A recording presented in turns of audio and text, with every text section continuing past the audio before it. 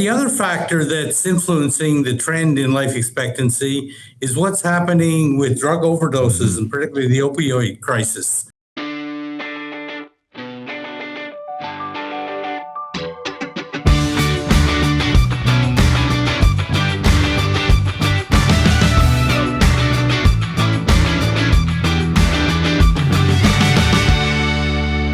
Welcome back to Closer Look across the Village Media Network and available wherever you get your favorite podcasts. You can follow us all over social media, TikTok, Facebook, Instagram, X, YouTube, and our brand new website, closerlookpodcast.ca. With Michael Friscolanti, our editor-in-chief, I'm Scott Sexsmith. Was very saddened to see on Sunday morning the passing of Beverly Thompson, the former co-host of Canada AM on CTV. Yeah, great journalist, someone who's been was around our industry for a long time and very well respected.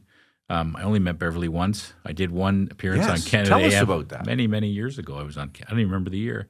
I wrote a book 50 years ago, and yeah, you look good. Yeah, thank you. I was I did a promo for the book. They talked to me about the book, and Seamus O'Regan interviewed me, if I remember right, but Beverly was the co-host, and it was quite an operation, the old Canada AM. And it was such a staple of morning television, right? I mean, everybody watched Canada AM, especially from a certain generation. They all watched it, and so she was certainly very well known. And she, as her colleagues said after she passed, she was very, brave and tough in her fight against cancer.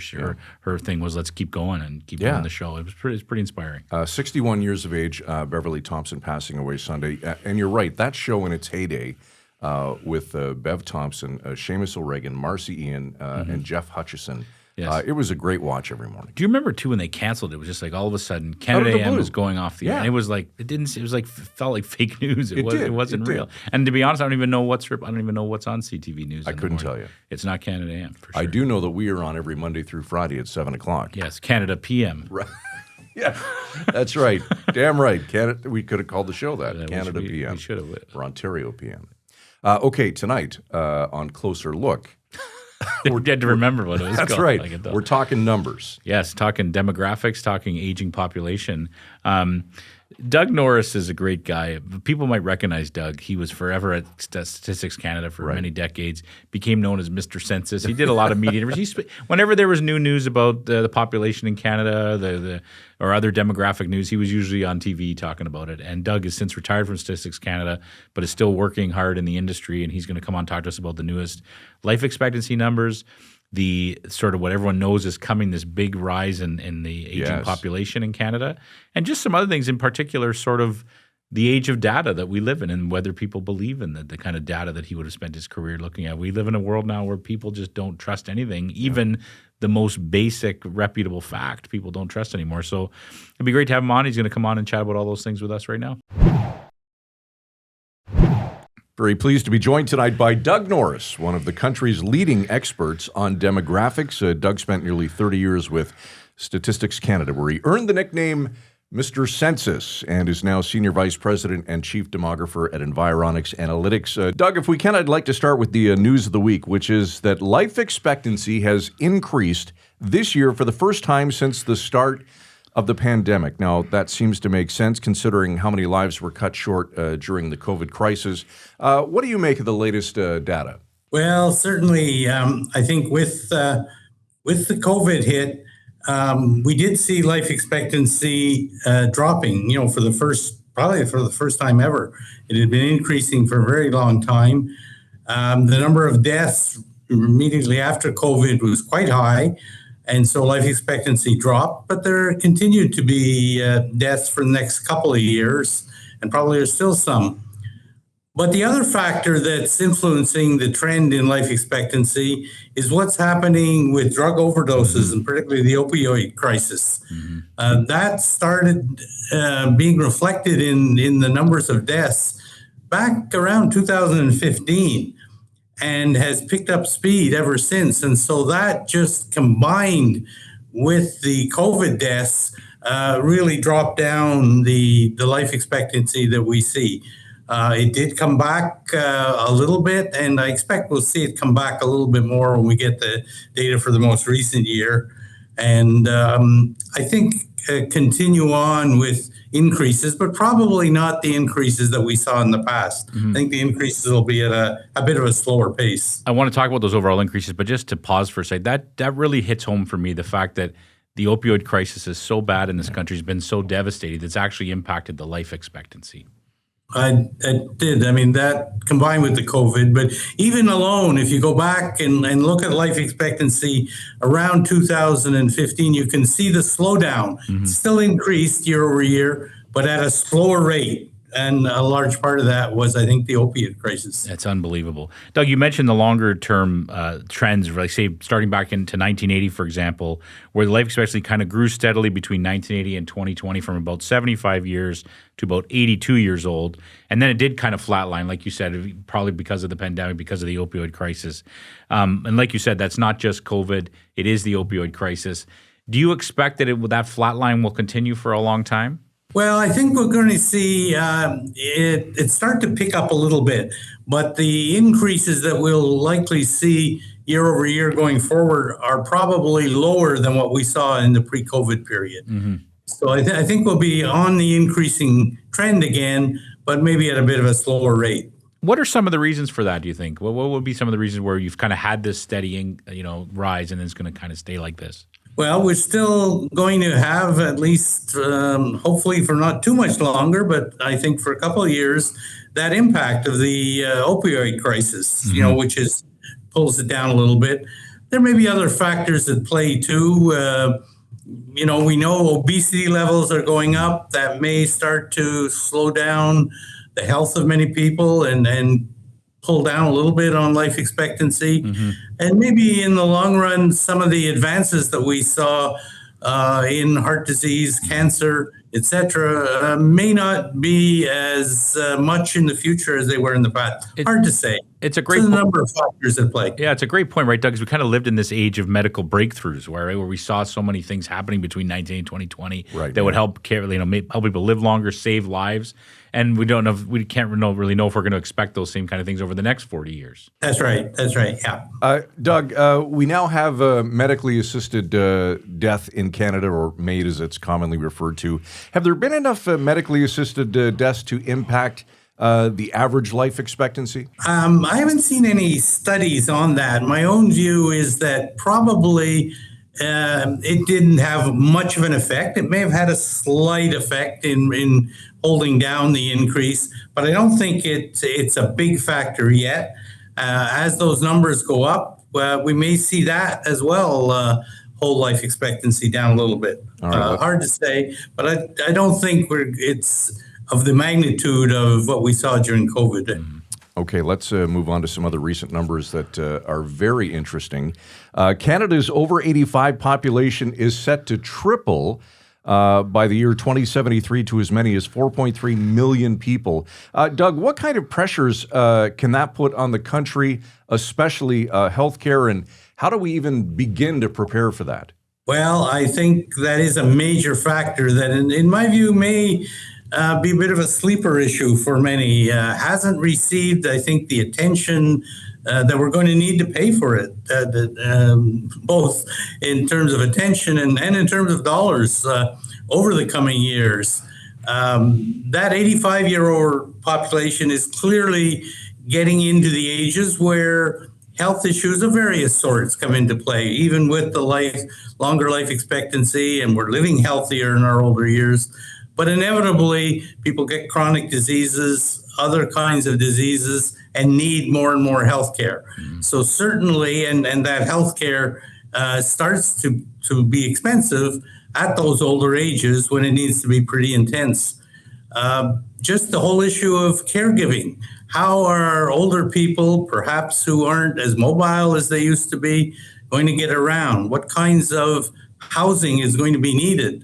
We hear a lot about the nursing homes, and during COVID, the impact in nursing homes was an abysmal sight, and we need to do more on that. We see more and more people choosing to go into retirement homes, and more people at their older ages, into their 80s, start to decide, well, maybe the old family home is too big now, I'm looking for something smaller. And we see a bit of a shift to rental apartments for that people. So big implications for healthcare, for the costs, for the demand for healthcare workers, and on the housing industry, and just providing services to that older population that maybe can't get out to the grocery store. Perhaps they'll be able to order in, but they're going to demand a different kind of service in their older years. Dumb question, probably, and an obvious one for someone like you, but what's causing this major increase? It's the baby boomers getting older and just the birth rate is so much lower than it was before? Well, in terms of numbers, it really is the baby boom, the large numbers of baby boomers that are now hitting 80, I guess, this year or next year. And that's what's giving rise to the large numbers. If you look at the proportion of our population at the older ages, I think if you look at it 65 and over, it's about 20% now. That is affected by not only the large numbers at the older ages, but also the low birth rate, because there's relatively few young people, babies being born now in Canada. Our birth rate is, I think, the lowest we've ever seen. So that affects the proportion of the population at the older ages, but the numbers are a direct reflection of the boomers. Doug, many people want to age at home. So what would need to change to make that a reality for more Canadians? Well, I think you're certainly right. Any surveys that I've seen and that are done show that people want to age at home. Perhaps they don't want to age in the big family home they lived in and brought up their kids in, but they want to age in the community where they have likely facilities they know, they have neighbors they know, and they want to stay in that environment. So that's where I think different kinds of housing are needed. We often see many of the older people living in suburban areas. There's not much alternative for them. The lot of resistance to building smaller houses or even apartments in some of those suburban areas, and they're needed by that older population. Certainly developing at-home healthcare services, visiting nurses who might come in, or other healthcare professionals that can come in perhaps once a day, perhaps several times a week, to provide the kinds of services. And in terms of other amenities people need, clearly, I think we're fortunate now in that there is a lot of deliveries. People can order online. And things like that. So we need a number of changes to allow people to live in the community. And that would be a big cost saver, because it's terribly expensive. And not only is it not desirable for many older people to go into nursing homes, it's expensive. Absolutely. And if you just think of the number of new nursing homes we need, if current trends continue, it's amazing. It is fascinating. We're starting to see more and more stories about, say, multi-generational homes where people are living with their elderly parents in their house. We're even seeing kind of the Golden Girl model, where people are that they have this big home that their maybe partner has passed away, so they're inviting friends to live there with them. Are you seeing more of that, Doug? There is that, and we're starting to see that, and we're starting to see even apartments. A lot of apartments tend to have a lot of seniors in them. And so we're starting to see seniors come together and develop the kind of facility that allow them to get care in that. Even if it's not an organized retirement home, they come together and provide for themselves in various ways. And certainly the multifamily homes in some cases, not large numbers yet, but we may see more of that. Again, a lot of this is a function of the types of housing that are available to allow people to do what they want to do. As you well know, the housing availability hasn't been great in the past. We hear a lot of talk today, but one of the needs, and certainly young people are in need of housing, and affordability is a major issue, but also for seniors, the kinds of housing that allow seniors to live in the community. I think we need to pay a little more attention to that. That's a great transition to my next question. I don't know if it's fair, but I was going to ask you to weigh in on Prime Minister Carney's announcement yesterday about the new federal agency that's going to oversee the construction of thousands of affordable homes. Did you follow that closely? What are your thoughts on that? Well, I'm not any expert in the housing industry. But certainly, I think anything that we can do or start to do in terms of approving better housing for both young people and older people. And again, it's a lot to do with the types of housing are needed. But as many would say, the proof is in the pudding, and we'll have to see how that works out. Looking ahead 50 years or so, Doug, we talk about, obviously affordable housing being a challenge. What are some of the other big challenges you see for Canada's aging population and maybe some of the opportunities? Well, certainly the whole healthcare issue that we touched on when we talked about our older population is going to be a major issue over the next certainly 20 or 30 years because of the sheer numbers and the needs and the different needs those people will have. But after that, the sort of numbers of seniors starts to level off, and that once that big baby boomers pass, it's a much more stable progression of size of different generations from one to the other. And I think that may be better. In the short term, I think there is a concern for what's happening with the labor market and with employment. Shortages, particularly in some occupations, may be a factor. And we continue to evolve into an older community, but that'll stabilize. And we're going to be a much more multicultural society, inevitably, because all of our growth going forward is going to come basically from immigrants or the children of immigrants. So the face of particularly our large urban areas is going to continue to change. It's changed a lot, certainly in the largest areas, Toronto, Montreal, Vancouver. But it's going to change a lot more, even in those medium-sized urban areas as well. And that'll mean various kinds of changes. You're perfectly transitioning to all my questions, Doug, so thank you for that. You talked about the labor market. Immigration is going to play such a critical role in the coming decades.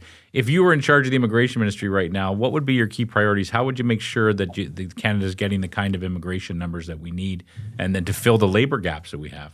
Yeah, it's certainly a complicated issue, and the government let it get away from it over the past couple of years. Absolutely. In over a 2-year period, we welcomed about 2.5 million people into Canada. That was the population of Manitoba and Saskatchewan combined, and clearly that's not sustainable. That has a major impact on housing, on healthcare services, social services, and the government finally recognized that and started bringing down those numbers, and we are seeing the numbers come down. Lots of debate about are they coming down enough or not. The other side of it is immigrants play an important role, have always played an important role in Canada, both highly skilled immigrants and some of the immigrants working in the agriculture area, for example, which I think many would argue aren't the kinds of jobs that many Canadians want to do. So there's a balancing act, I think, between developing an immigration policy that, and I think that is fair to those people coming into Canada. I think, unfortunately, in the last 3 or 4 years, with all those international students and temporary workers came to Canada, and I think they had hopes of staying. Yes. And now they're not able to stay. Their visas, their temporary permits are going to expire. They're going to be expected to leave. And that's really hard on them. And some of them may have families here. So I think we need to recognize what we do when we bring in temporary workers. My own view a little bit is if a person is good enough to come here and work temporarily, they probably are good enough to stay in the long term. And we need to pay more attention perhaps to that transition from bringing people in, perhaps studying, getting Canadian experience, and then qualifying for permanent residency. It's definitely a discussion that's going on across the country. Now people are wondering the same things you just mentioned. It is that time of year, I believe, when the federal government does release their annual immigration targets. I believe it's in the fall. What do you expect? That's right. Yeah, what do you expect it to be at this year? That's for non-permanent or for permanent residents, right? Correct, Doug? Yeah. Well, they've also now got some targets. They're harder to sort of decipher for the temporary, but the permanent residents have been targeted now for a number of years, generally every 3 years. So right now, up until the change, we were heading for 500,000 permanent residents this year. The government brought that down, and now the target is 395,000, dropping a little bit more to 365,000 over 2 years, the next 2 years. don't say anything about what happens beyond that. As you mentioned, when the government tables its report to Parliament, generally first week in November, they will reset those next 3 years. So they may bring down those numbers a little bit. My own guess is I don't know that they'll bring them down too much more. And I'm not clear what they'll say beyond that 3 years, whether they're looking to increase them back up a little bit or hold them constant at that. So I don't expect, despite all of the talk, a lot of change, because we need those immigrants in the labor market, and we need, if we had no immigration, the country would decline in population over the long run. Yeah, absolutely. And so there's a real balancing act I think the government has, and hopefully we can develop our services and our housing and our health services to be able to provide to not only Canadians that are here, but to those immigrants who arrive here. I find this a fascinating conversation, Doug, just because you yourself has been someone who's been looking at these numbers for decades, right? You've followed this closely. You're a leading expert on this topic. And I want to ask you, because I've asked this of other people as well, we kind of living in an age that's more and more, people aren't believing the data they see anymore. They question everything. The idea of facts are slowly going out the window, right? I'm sure you've seen this as well too. Have you noticed that in your world? And does it worry you that there might come a time where people might say, yeah, but I don't believe what the data from Statistics Canada says, because why would they? And whereas 20 years ago, no one would question that it was true. No, that's true, and certainly we see that much more in the U.S. when the president doesn't like the numbers, fire the head of the Bureau of Labor Statistics and get somebody who's going to give him the numbers he wants. That's right. I don't think. Well, we certainly haven't seen that in Canada. Collecting data today is much more difficult than it was in the past because it depends on people's cooperation.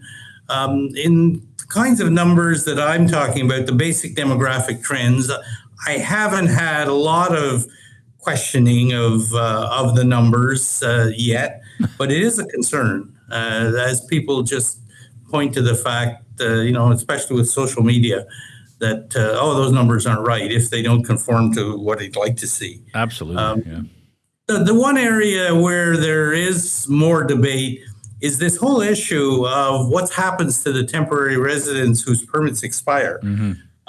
If their permit expires, they're expected to leave Canada.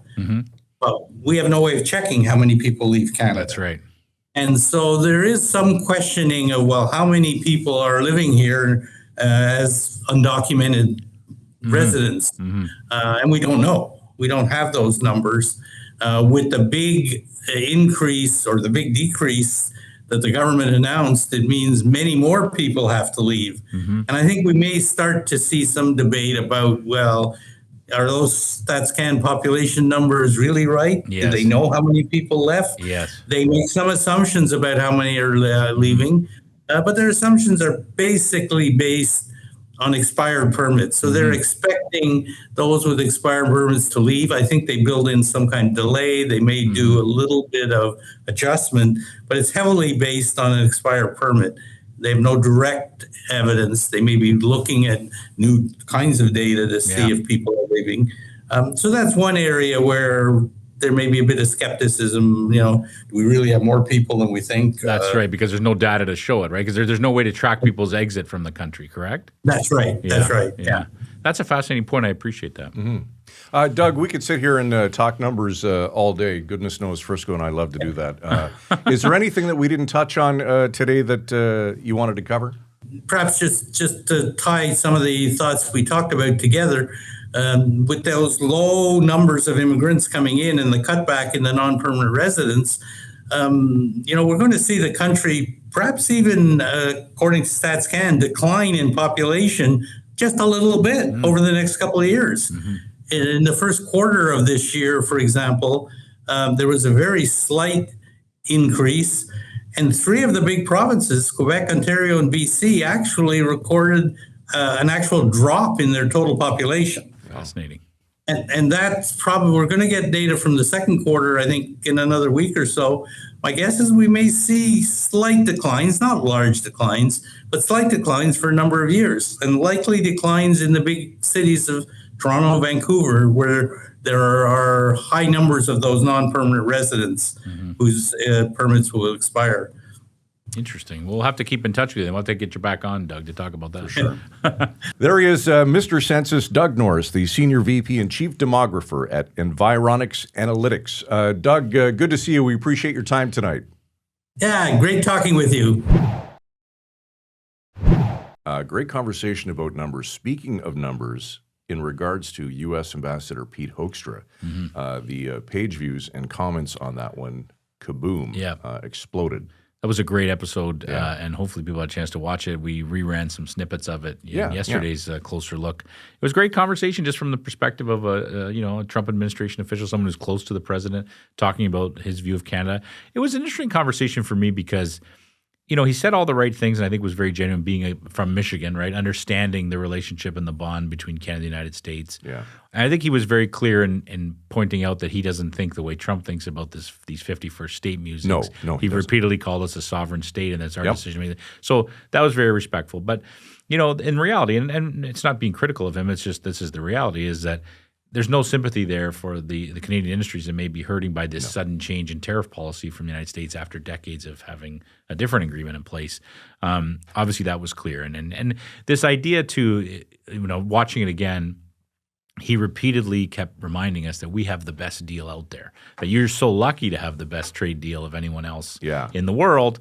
Basically, you should be grateful for it. And this other undertone of, we want to make sure that we're prosperous, because if America's prosperous, it's good for you, right? It's basically saying, hey, little brother, if we do well, then you're going to do well. But it was a great conversation. It was interesting to read some of the comments where people were saying, okay, if we have the best deal, how bad are the other ones? Yeah, exactly. Right, if ours is the best. I especially like the comments that we should be booted out of Canada for daring to have Pete Hoekstra on the show. For those of you who don't know, we've been abolished to America. Which is pretty funny. We'll be leaving at the end of the week. But you know what? I hope people watch it and see that it was an open conversation. I mean, sure, there's 1,000 more questions we could have had. Pete. We didn't have him on the show for 6 hours. No. We had some time with him. We were happy to have that time. And this is what the Trump administration is thinking. It's no surprise what they're thinking, and I think what he said was a lot of things weren't surprising at all. It was interesting to hear him talk about his interactions with Doug Ford and how Doug Ford definitely does not think like the Trump administration. No. So interesting. Hopefully some more comes out of that. For sure. And later on this week, we should mention we'll be speaking with the mayor of Barrie, Mayor Nuttall, about the encampment situation. Yes, the declaration of the state of emergency in Barrie. A lot of communities around the province are watching because homeless encampments have become an issue in most communities across Ontario that are struggling with this. Mayor Alex Nuttall put out declared a state of emergency in Barrie. What that means, we're going to get into in the conversation. The idea that it gives them more resources, they say, to help more people, to get them to tear down these encampments. And we're already seeing that. Our talented team at Barrie today has been covering this every day. The encampments coming down and different people expressing their opinions on this. I think Mayor Nuttall, we're going to ask him this. I'm sure he knows everybody around the province is watching what happens in Barrie, and we're interested to see how he thinks it's going and what the long-term goal is. And I think we're going to do that Thursday. Thursday. That should be Thursday night's show. Thursday night at 7 o'clock. Okay, that's it for us. Remember, you can follow us on social media. Check out our brand new website, closerlookpodcast.ca, or find us on YouTube at Closer Look Podcast. For Michael Friscolanti, our editor-in-chief here at Village Media, I'm Scott Sexsmith. Enjoy what's left of your Tuesday evening. We'll see you tomorrow night right here, 7 o'clock on Closer Look. Frisco and Scott's Wardrobe provided in part by Moores, Sault Ste. Marie.